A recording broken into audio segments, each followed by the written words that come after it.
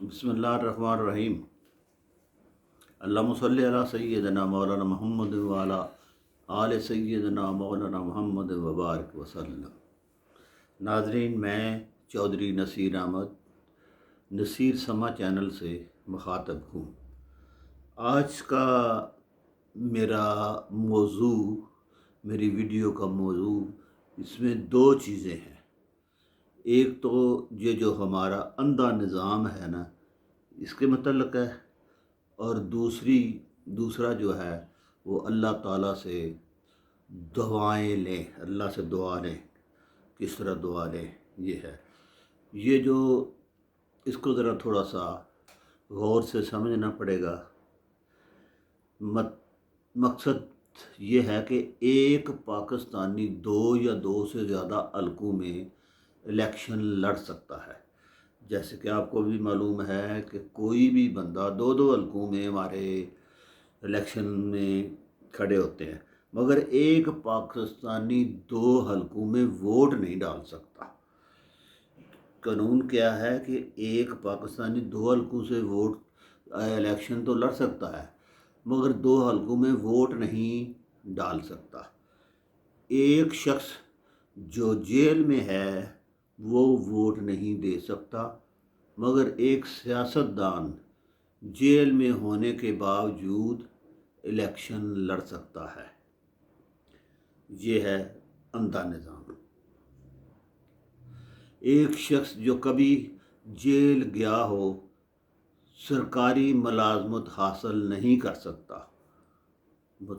کہتے ہیں جی یہ جیل گیا ہے، اس پہ پرچہ ہوا ہے، یہ سزا یافتہ ہے، مگر ایک پاکستانی سیاستدان کتنی بار بھی جیل گیا ہو،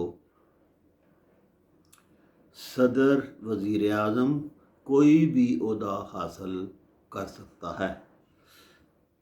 بینک میں ایک معمولی ملازمت کے لیے آپ کا گریجویٹ ہونا بہت ضروری ہے، مگر ایک پاکستانی سیاستدان وزیر اعظم بن سکتا ہے، چاہے وہ انگوٹھا چھاپ ہی کیوں نہ ہو۔ اس کی ایجوکیشن کا کوئی کہیں نہیں لکھا ہوا کہ اس کی اتنی ایجوکیشن ہو، وہ منسٹر بن سکتا ہے۔ فوج میں ایک عام سپاہی کی بھرتی کے لیے 10 کلومیٹر کی دوڑ لگانا ضروری ہے۔ البتہ ایک پاکستانی سیاستدان چاہے وہ ان پڑھ ہی کیوں نہ ہو، وہ وزیر اعظم بن کر آرمی، نیوی، ایئر فورس کے جو سربراہ ہیں ان کا باس بن سکتا ہے، چاہے وہ ان پڑھ ہو۔ اگر کسی سیاستدان کے خاندان میں کبھی کوئی اسکول گیا ہی نہیں، تب بھی کوئی ایسا قانون نہیں ہے جو اسے وزیر تعلیم بننے سے روک سکے۔ اگرچہ ایک پاکستانی کے خلاف ہزاروں مقدمات ہوں اور اربوں روپے کی کرپشن کر چکا ہو، وہ تمام اداروں کا سربراہ بن کر وزیر داخلہ بن سکتا ہے۔ اس نظام کو فوری بدلنا چاہیے، جہاں ایک آدمی کو بھی ایک جیسا انصاف مل سکے، مگر ہمارے سیاستدان کبھی ایسا قانون اسمبلیوں میں پاس نہیں ہونے دیں گے، کیونکہ ان کی پارٹی کو یہ سوٹ نہیں کرتا۔ اللہ پاکستان کی حفاظت کرے۔ اسمبلیوں میں جو کچھ ہوتا ہے وہ آپ بھی دیکھتے ہیں، ہم بھی دیکھتے ہیں، صرف تنخواہیں لیتے ہیں ہمارے ممبر صرف تنخواہیں لیتے ہیں اور گالی گلوچ کر کے واپس گھر کو آ جاتے ہیں۔ نہ کوئی قانون بنایا، نہ کچھ۔ عجیب سا سسٹم ہے کہ ایک قانون بے شک صحیح ہو، دوسری جماعت نے اس کو، مخالف جماعت نے اس کو بننے نہیں دینا۔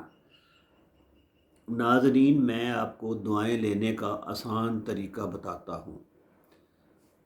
جس کے گھر کے ملازم کی زندگی میں مالک کی وجہ سے خوشحالی نہیں آ سکتی، اس گھر میں رحمت نہیں آ سکتی۔ اگر آپ کا ڈرائیور، آپ کا کوک، سویپر آپ کے لیے جولی اٹھا کر دعائیں نہیں کرتا، آپ ترقی نہیں کر سکتے۔ اب ہم کتنے عجیب لوگ ہیں،